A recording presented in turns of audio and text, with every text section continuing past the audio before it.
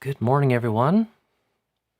Welcome back to our morning coffee time for Thursday, July the 23rd. How is everyone this morning? I got a couple nice emails from some of our neighbors yesterday. One saying, Ajahn, the last couple mornings you've been asking, how is everyone? So here's how I am, which was nice.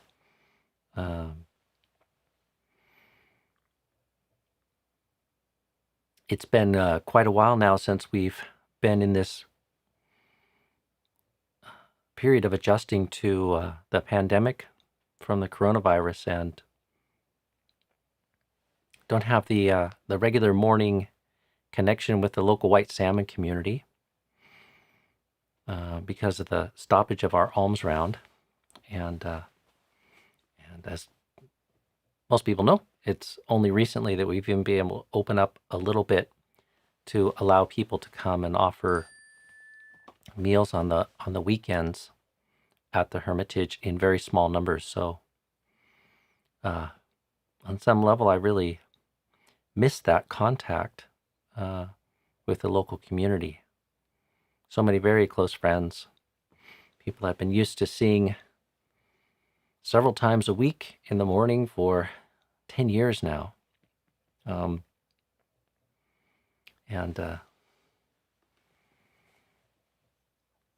only the briefest kind of contacts here and there, and oftentimes mediated by screens and the internet. So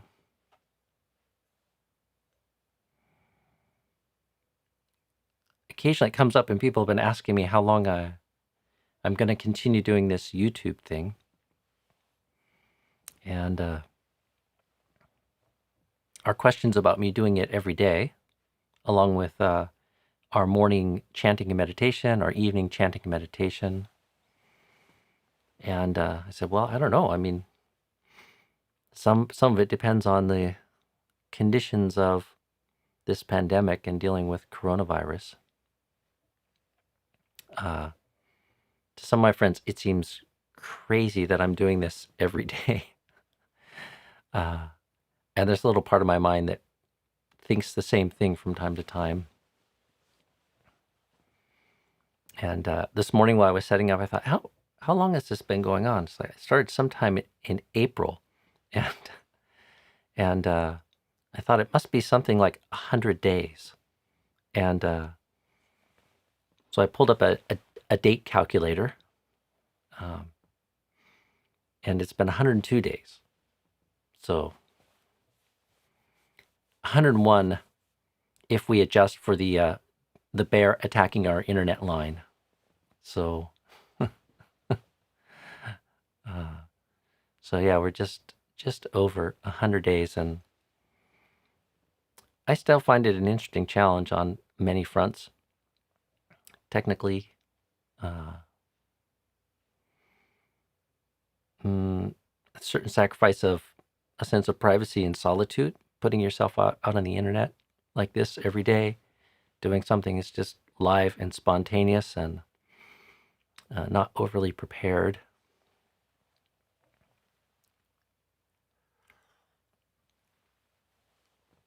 It's a good test of how much the various latent forms of selfing that might be connected with some of this. Some random comment came in the other day from somebody who had seen one of the early videos, and it's very, very funny. The avatar was the Grim Reaper. So like a black avatar with some Grim Reaper figure in a gray robe holding a scythe. And the comment was, dude, you don't look very calm. You should look into that. I thought, okay. Thanks for the invitation. It's a work in progress. And I'm trying to spend a little bit of time every day looking into that. So, and encouraging others to do the same.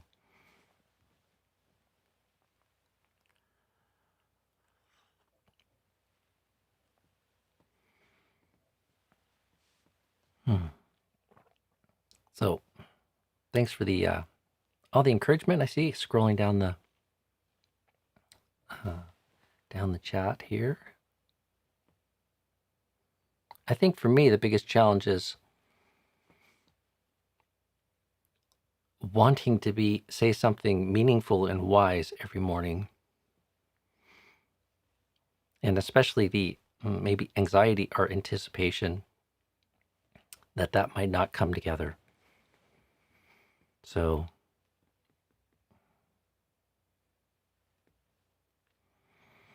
let's see, other news. Yesterday there was some discussion, or a couple people asking for a little bit of a guidance in being able to use. Yeah, Zuri, I like your comment, dude. Yes, not exactly the best way to address a monk. You guys and dude, not really the best way, but it's okay. I don't take any offense.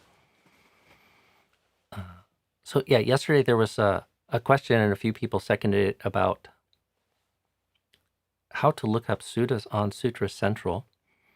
And Mahisha, who's every day sending us these timestamps to index the morning coffee time streams, sent me a few things that I could share with people. And one of them was my primary way that I look things up. I actually just navigate through the structure that's on Sutta Central, trying to find the relevant collection.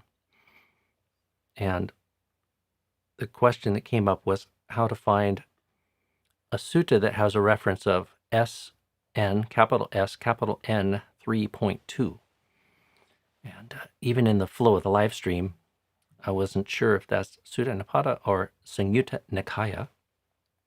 So the way you would answer a question like that, I'll show you. And then Mahisha also sent me another way to look up or quickly kind of index many suttas. So let me pop over into screen sharing mode.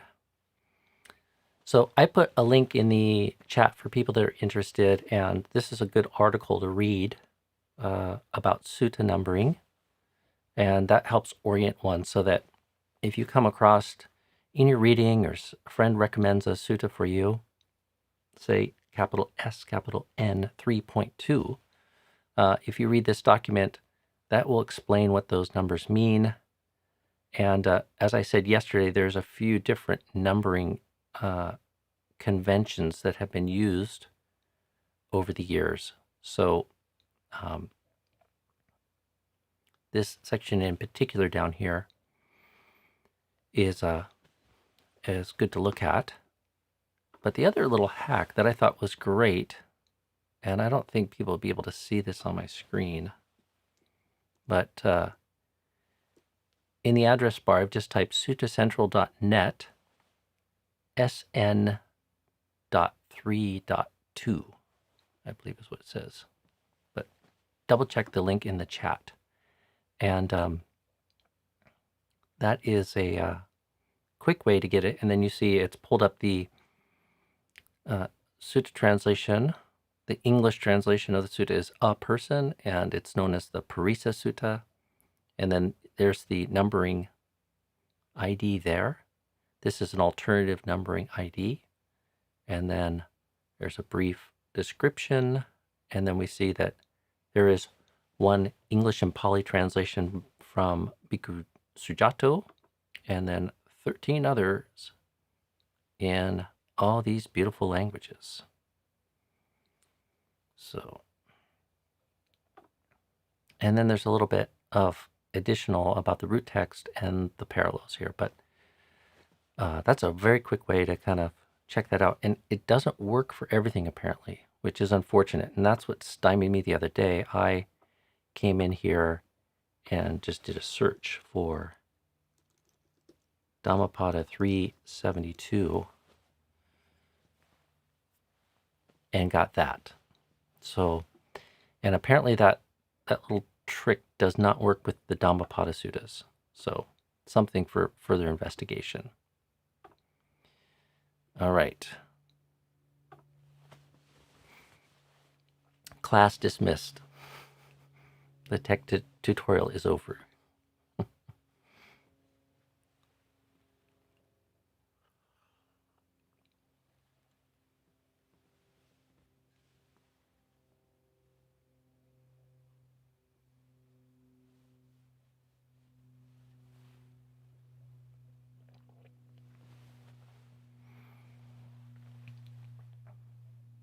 Thinking of Dhamma, the thing that's most alive for me this morning in my meditation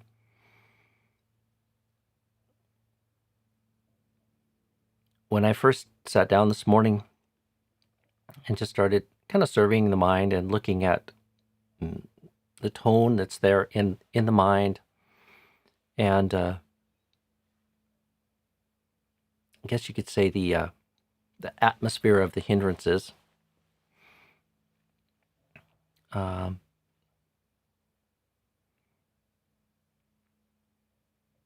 could see that there was some sort of subtle sense of suffering and some disturbance, I guess, in my attitude towards putting forth effort. And I was trying to decide kind of quickly, should I just go to the breath this morning? Is the mind in a suitable state, enough energy and alertness that I can just wordlessly and silently enjoy the feeling of in-breathing and out-breathing and move the mind towards serenity? Or should I do some reflective meditation? And what came to mind was doing some metta meditation. And it's a little difficult to elucidate or put into words or something. But the question I'm always asking myself is, like, what's standing between me and a more skillful experience of the mind,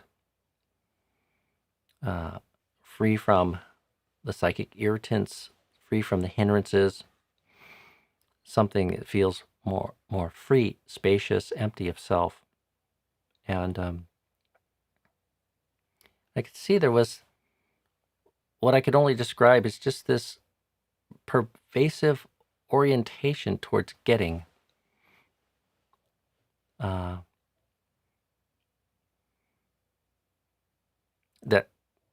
gets folded into even that kind of decision-making process.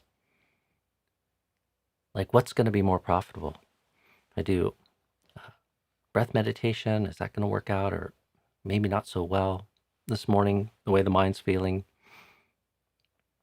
And already somewhere in the background was this sort of sense of like, I only have 45 minutes here, and then it's going to be on to chanting, and then we're going to be cleaning up the hall and then setting up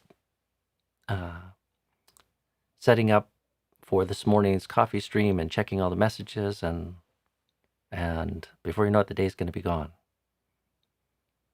And the thing that eventually I was able to kind of get behind was that kind of pernicious tendency of what you might call scarcity mentality, but also just feeling like just the idea of getting, and how it even sort of invades this precious period of meditation in the early morning. Something that should be so spacious, so sacred to us and so spacious. Already the mind is in getting mind, in being and becoming.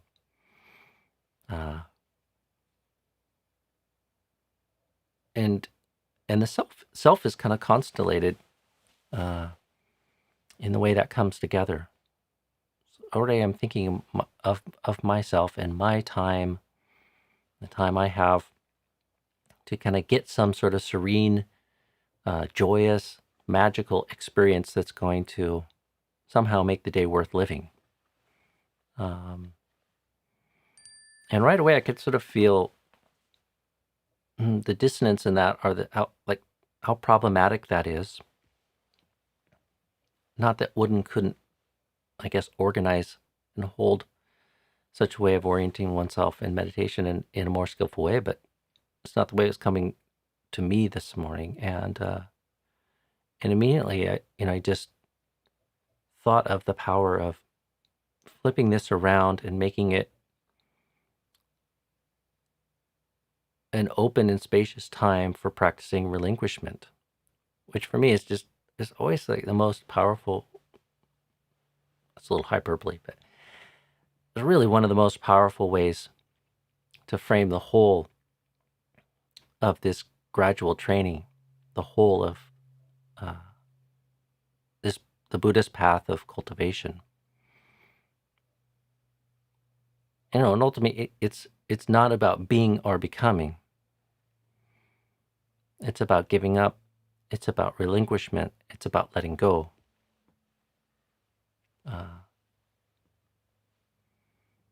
And just even immediately, like reframing, remembering the wisdom of that, and reframing the activity of what it is I was about to engage in already just like shifts the mind into such a more pleasant, easeful orientation.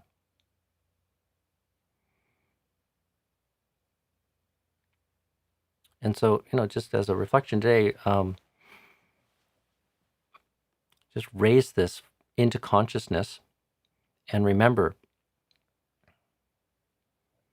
on some deep and profound level, this is not about a new and better me and being and becoming, but rather a movement towards and a remembrance of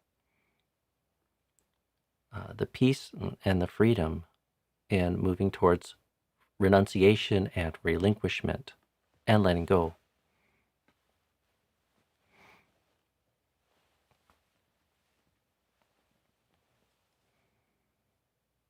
And in that letting go, then there's this space to skillfully orient the mind to engage in right effort. But it's absent the taint of being, becoming, and this kind of getting mind.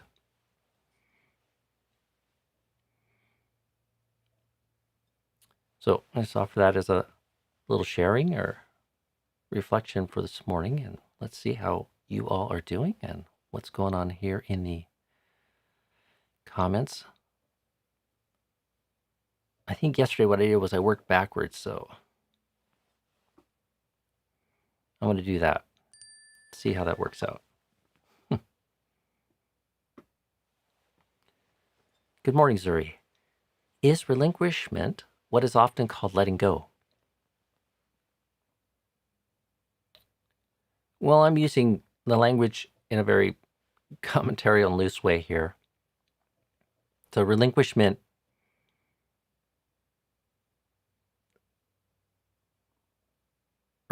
has several kind of meanings in and amongst my community and the teachers that I kind of look to.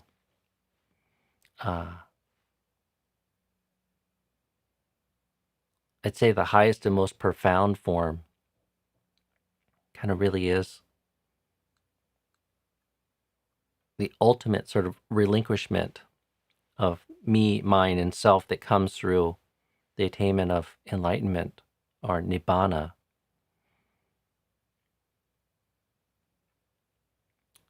But short of that, we're seeing the liability or the danger and how grasping, upadana, attachment, various forms of attachment and grasping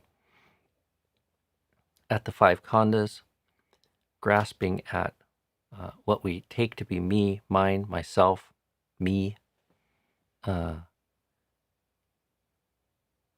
that leads to suffering, and through a recognition of how that is suffering and a direct understanding of how that is suffering, and we practice letting go, we practice relinquishing that.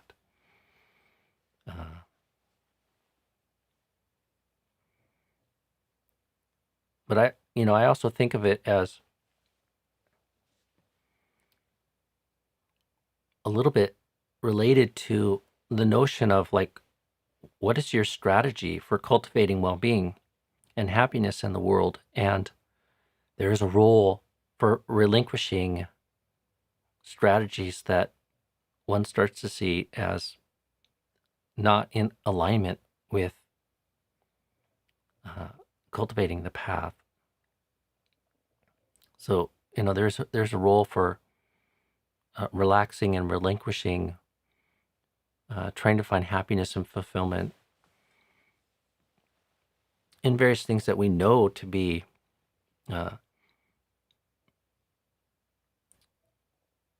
anicca, dukkha, and anatta, to use that shorthand. So, but most especially like unsatisfactory, uh, and that's hard because it's not my experience of it is there's a layered nature of consciousness, and it makes sense to us sometimes on one level, but there's a deeper, maybe more unconscious or emotional layer that has a hard time with relinquishment and a hard time with letting go. And it's like that experience when you're angry at somebody and this is harmful, this is unskillful, you should let go. Um, and you can't, or you feel this powerful attraction to continue to ruminate, to continue to think about it, or to speak or act in some way that at least part of your mind knows is only going to lead to harm, only going to lead to suffering, and yet you can't relinquish or let it go.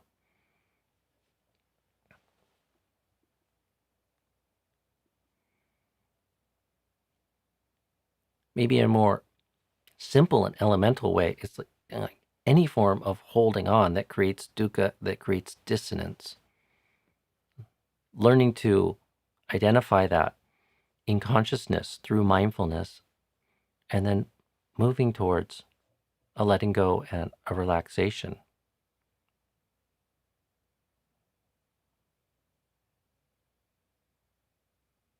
And this is a very, I think, direct and kind of holistic way to kind of connect with it, because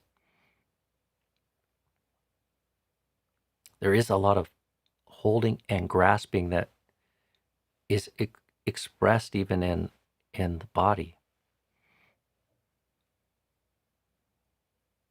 So it's a wonderful kind of direct way to recognize attachment and holding, and to practice moving towards softening and relinquishment of that.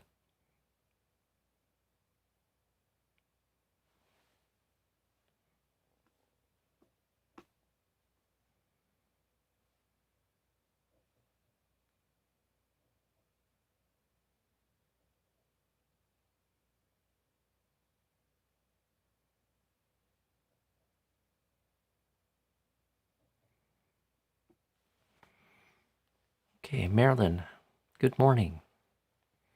What about the idea of getting rid of or clearing out, finishing up your projects, getting ready to leave? Is this more skillful or just another variation of getting? Well, it depends how you hold it, but there certainly that can be very skillful. Um,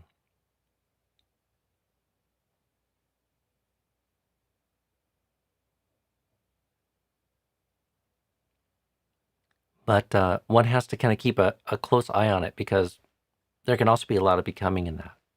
But sometimes the best we can do is get rid of, clear up, finish up, and prepare things well. So, and you have to kind of know yourself and how skillful or beneficial that might be, and also where you just have to draw a line and kind of let go. Um,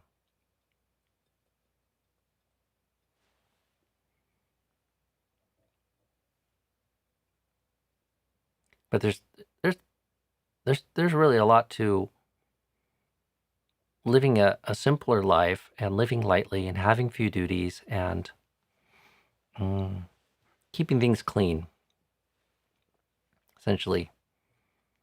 Uh, it certainly creates kind of space that is really beneficial.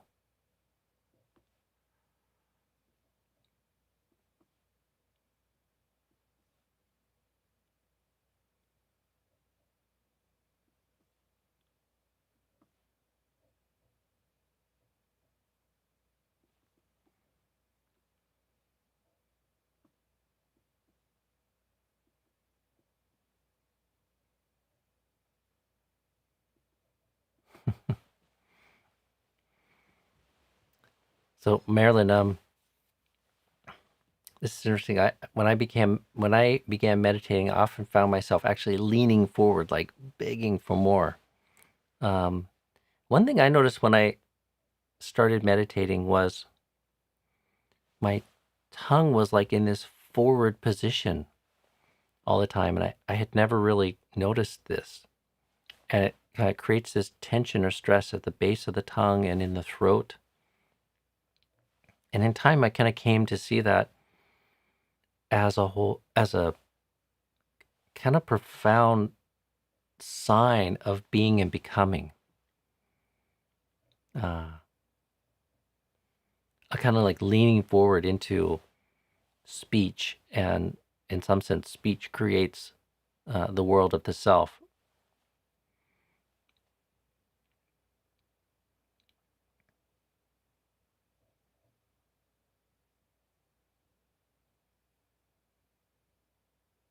And so in meditation,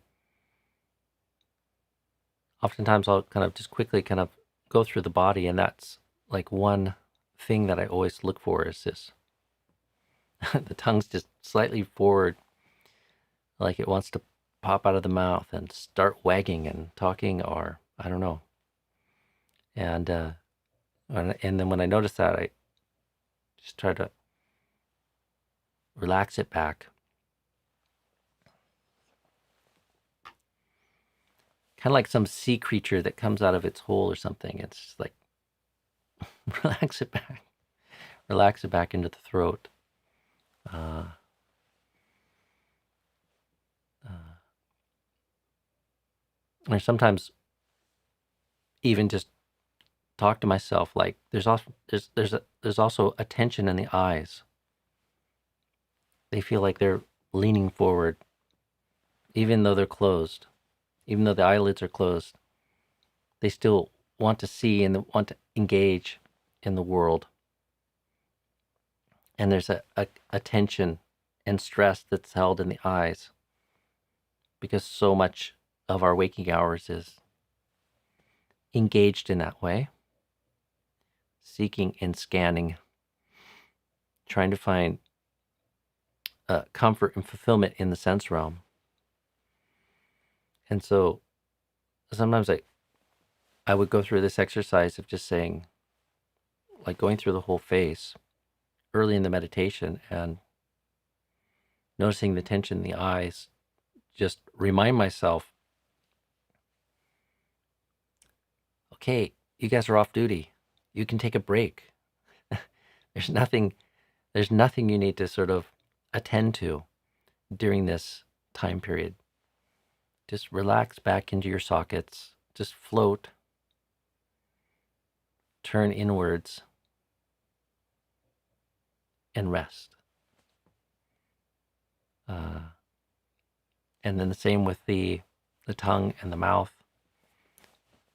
There's no need for speaking. There's no place for speaking here in the meditation hall. You're off duty. You can take a break, relax,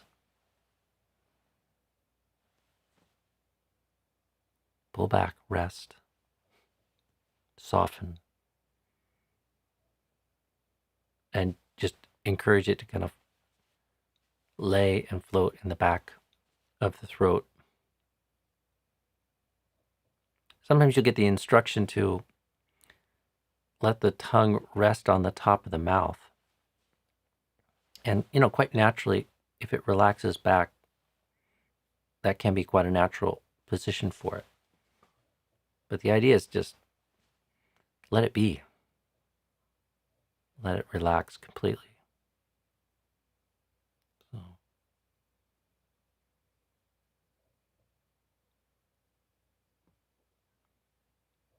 I don't notice myself straining to hear.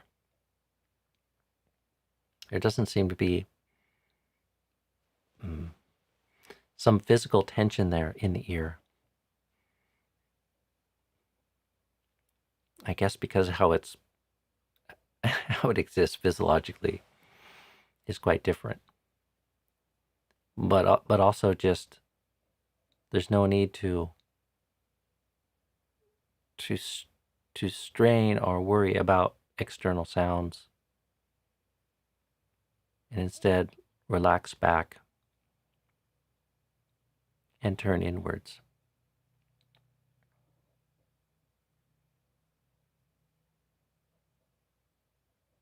And most everyone here in the chat that I know is quite an experienced meditator, so it's probably not news to you, but there's so much tension and self and identity just held in the face itself, and learning how to recognize that and relax that really helps make the present moment experience inviting in a way that I find helpful and important. So probably part of the reason why we spend so much time out there, oriented out there, is because there's the experience internally, and the experience here in the body isn't as comfortable as it could be. So, all right, well, I'm going to leave it at that for today. It's gone past 11:30, so wish you all well today. If you haven't had yet the time to do so, give your eyes and your mouth and your ears and your tongue a break. Relax back away from the habit of being and becoming, seeking and searching. So, and I'll see you all tomorrow morning on the morning coffee time. So be well, friends.